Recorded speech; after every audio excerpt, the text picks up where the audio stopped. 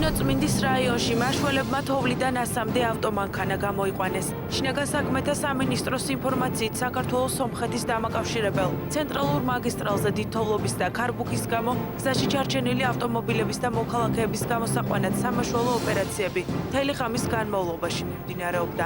სამართალდამცველებმა თოვლში ჩარჩენილი 200-ზე მეტი მოქალაქე უსაფრთხო ადგილას გადაიყვანეს.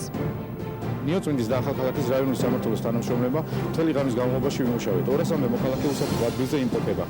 ნაწილი რაიონში მცხოვრები პოლიციელების სახლებში, ნაწილი პოლიციის სამმართველოებში მოვათავსეს, სადაც მათ აღმოუჩინეს პირველადი დახმარება. სომხეთის საზღვრიდან შემოსულია 26 ავტომანქანა, დაახლოებით გზაურები შიგნით იმყოფებიან 60 ადამიანამდე, რომლებიც მშვიდობიან გარემოში არიან, უსაფრთხოთან ნორმალურ პირობებში იმყოფებიან, ხოლო რაც შეეხება მთლიანად გზაზე არსებულ მანქანებს, იქ არის კიდევ დარჩენილი დაახლოებით 20-30 მანქანის 30 მანქანამდე, თუმცა გზაურები ამ მანქანებში არ იმყოფებიან და ისინი მიმდებარე სოფლებში არიან დაბინავებული. ელექტროენერგია წუხელი აღდგა ნინოწმინდის თვითონ რაიონში, რაც შეეხება სოფლებში, როგორც ჩეთისმებულია, დილიდან განახლდა სამუშაოები, რამოდენიმე ფიდერი იყო დაზიანებული და ამჟამად მიმდინარეობს მათი აღდგენით სამუშაოები.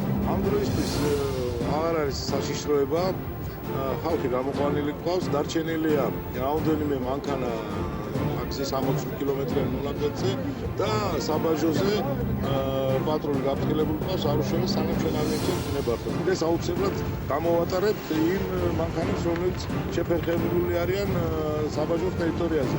მაგრამ პროგნოზით ხვალაც ცუდი ამინდია, ქარბუქია და მე მხოლოდ მოსახლეობას ოფიციალურად დაკეტილი გვაქვს და თავი შეიკავონ გადაადგილებას.